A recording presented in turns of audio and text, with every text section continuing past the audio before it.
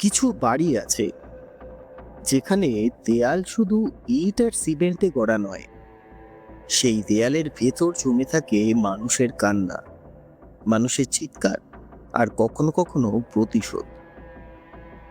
সময় সেখানে থেমে গেছে বহু বছর আগে, কিন্তু রাত নামলেই সে থেমে থাকা সময় হঠাৎ আবার শ্বাস নেয়। বাংলাদেশের এক ছোট গ্রামে আজও দাঁড়িয়ে আছে এমনই এক জমিদার বাড়ি। বাতাসে এখনো মিশে থাকে ধূপের গন্ধ, আর পুরনো সিঁড়ির নিচে শোনা যায় অদ্ভুত এক পদশব্দ। লোক মুখে বলে এই রাতে রহমান নামে একজন মানুষ দেখেছিল এমন কিছু, যা দেখা মানেই মৃত্যুর ডাক। স্বাগতম বন্ধুরা, গল্প হলো সত্যি ঘটনাতে। আজ শুনব সেই কাহিনী, বাংলাদেশের লেখিকা সিমরান খানের কলমে। ভয়ঙ্কর বাস্তব গল্প, একটা গল্প যেখানে অতীতের এক জমিদার বাড়ি এখনো নিঃশব্দে বয়ে বেড়ায় মৃত্যুর ইতিহাস, যেখানে রাত নামলেই মনে হয় কেউ যেন এখনো হাঁটছে সিঁড়ি বেয়ে, আর অন্ধকারের মধ্যে কারোর ঠান্ডা নিঃশ্বাস ঠিক তোমার ঘাড় ছুঁয়ে যাচ্ছে। তাহলে চলো আজ শুনি অভিশপ্ত জমিদার বাড়ি, সিমরান খানের কলমে। রহমানের ঘটনার পর পুরো গ্রাম স্তব্ধ। মানুষ মুখ চেপে বলে ও ওদের দেখেছে, কিন্তু ওরা কারা কেউ বলতে পারে না।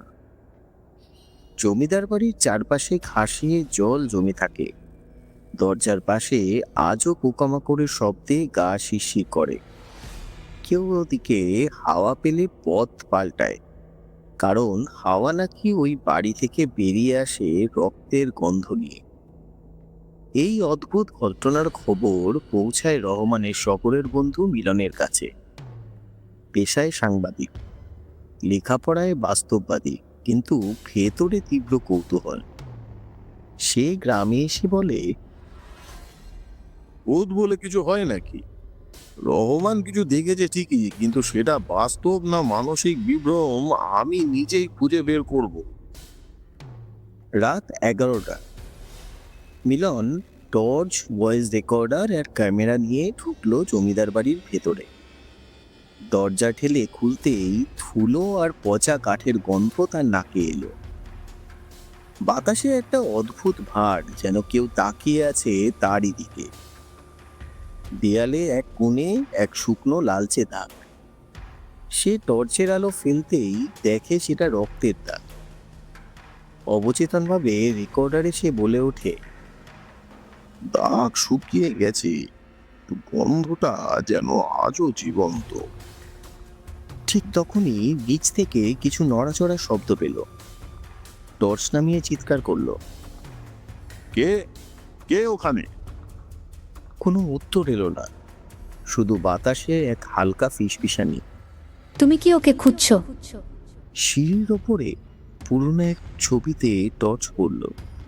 এক নারী, সাদা শাড়ি, লালচে আভা, মুখে অব্যক্ত যন্ত্রণা। মিলন তাকিয়ে থাকলো।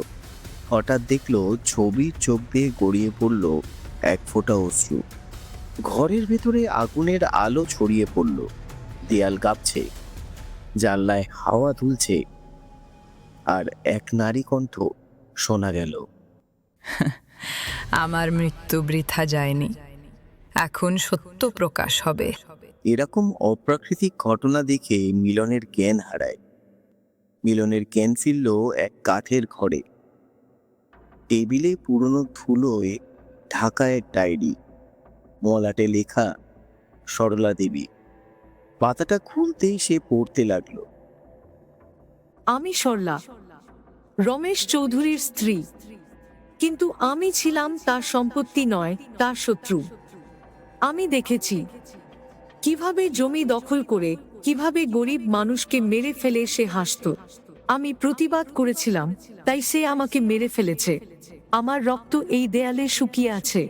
যতদিন না বিচার হয়, আমি শান্তি পাবো না। মিলনের চোখ ঝাপসা হয়ে গেল। দেয়ালের ফাটলে সে হাত রাখতেই মনে হলো ভেতরটা কাঁপছে। যেন রক্ত আজও নড়ছে, তপ্ত, প্রতিশোধের অপেক্ষায়। ভোরের দিকে মিলন বাড়ির বাইরে এসে দেখল রহমান দাঁড়িয়ে আছে, চোখ লাল, ঠোঁটে অদ্ভুত এক হাসি।